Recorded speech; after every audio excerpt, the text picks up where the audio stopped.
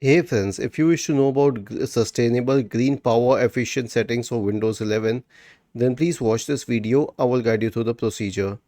Right click on the start button, select settings from the menu. Now go to the system tab on the list on the left hand side. Select power and battery. Okay, expand this option for screen and sleep and change the on battery mode for sleep to 3 minutes, not longer than that, and for plugged in mode to 5 minutes, not longer than that, and simultaneously adjust it for the one for sleep as well. So both the screen and sleep will be off after 3 to 5 minutes depending upon whether it's on battery or on power cable. Was this helpful?